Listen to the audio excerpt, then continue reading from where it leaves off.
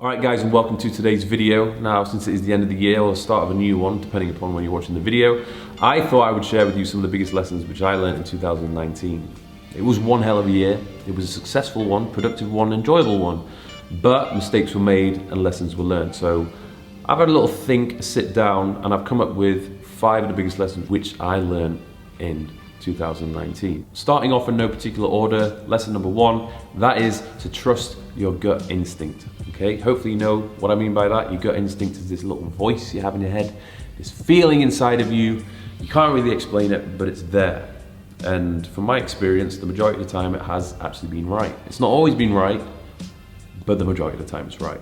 Okay, and hopefully it's the same for you guys. If you have this feeling inside of you, whether it's this feeling you have about a certain person, or it's this feeling you have about an important decision which you need to make, I will always follow what my gut instinct says.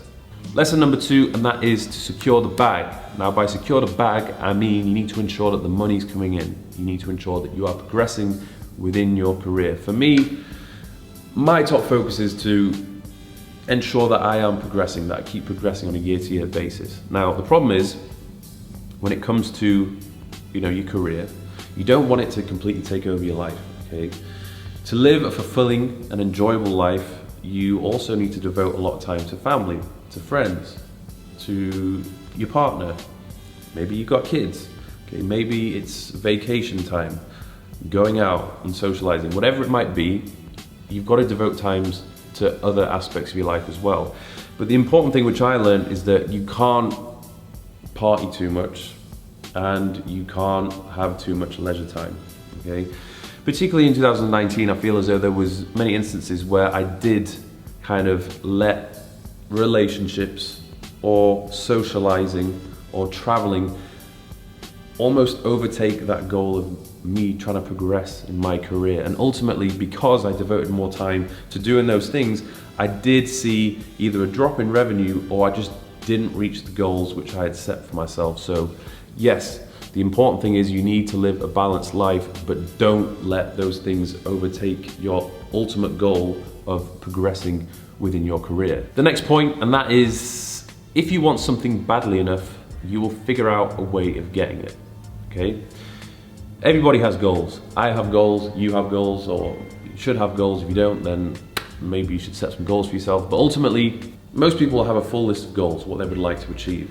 But at the end of the day, most people will only achieve the goals which are at the real sort of top of the priority list, okay? The top 3 or 4 goals which they kind of set out for themselves. The rest, they just don't make the cut unless you are an absolute smasher of goals.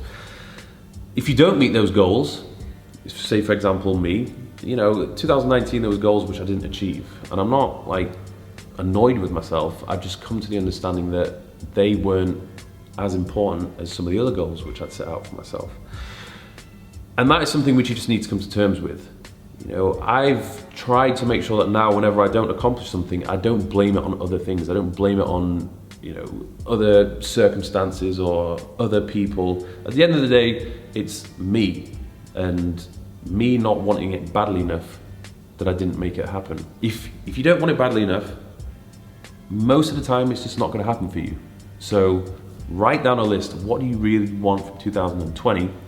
Once you've decided what those top 4, 5, or even 3 things are, set out a plan and decide how it is that you are going to achieve them. Lesson number 4, and that is when it comes down to relationships with partners, women or men, whatever floats your boat. Don't let it overconsume you. This kind of relates to the point where I mentioned about securing the bag. Sometimes, in my case, women can get in the way of that. Okay, I feel as though I look back at 2019, and like I said before, one of the things I wanted to do was just meet more women, because I'd spent a good chunk of 2018 seeing someone. It didn't end very well. End of the year, it was ended pretty bitter. So I was almost on a bit of a mad one at the beginning of the year, just to potentially get a bit of revenge and just enjoy myself a bit more. But anyway, I found that with this kind of pursuit of meeting new women, going on dates, messaging them, and so on, it's very time consuming. And that for me, without a doubt, got in the way of me trying to secure the bag and reaching some of my other goals. For you guys, if you are in relationships, similar things apply as well, okay? If you are spending too much time with your partner, whether it be traveling or just sitting there watching TV or just doing everything together with your partner, there's a hell of a lot you're not going to achieve, right? I know someone close to me who has so much potential, but they spend all their spare time with a girlfriend just eating, watching films, you know, traveling, going on vacation, which, yes, it's great. I understand that you need to do that to allow that relationship to sort of survive and to grow. You know, you need balance in your life. But if you do too much of that, then ultimately you're not going to progress with your career, and there's goals which you may have set for yourself which you won't achieve because you've not devoted enough time to achieving those goals. You know, even for me, I came out here to Dubai by myself. I could have come out here with a girl, you know, very easily, as one who I actually do get on with, who I could have come here and made this whole experience a lot nicer for me. But I know what would have happened if she came. Okay, I would have literally spent all day, every day, you know, spending time with her, trying to make her happy. Would have spent most of the time just doing touristy things or lying down at beach clubs, sunbathing all day. And I wouldn't have been doing the work I've been doing in the past few days. You know, I've set goals for myself in 2020. And in order for me to do that, you know, I have to start the year strong. So that has meant I have to come out here alone. Anyway, on to the final point, networking, the importance of networking. You may have heard the quote, your network is your net worth.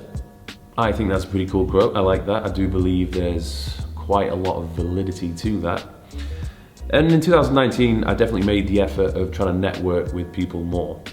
I feel as though if you do network, it doesn't even matter if it's with people, you know, within your industry or just networking with friends or friends of friends. You never know what might come from it. And I certainly believe that if you know the right people, you know, a lot of good things could happen to you. Having the right conversations with the right people can open many doors for you. You know, say for example, within my industry, just networking with other YouTubers, other people who are into fitness, not only do you learn more, you can learn from them, how they sort of run their own business, but it gives you a bit of motivation, inspiration, and you know, even when you just sit down, you talk to them, you maybe like exchange figures, like, oh, so how much do you get from this? How much do you make from that? You know, I've had some conversation with people and they tell me how much they're earning from a certain revenue stream, and I'm like, oh my God, like I didn't even know that was possible. And then I kind of think, well, you know, if he's doing it, then there's no reason why I can't do it. So there we go. I have ranted on, but for me, I feel as though they were the top 5 lessons which I learned from 2019. And hopefully 2020 is gonna be an even better one. Not only for me, but for you guys too. So give it a thumbs up if you enjoyed this video. Don't forget to subscribe to my channel, and I'll see you guys soon.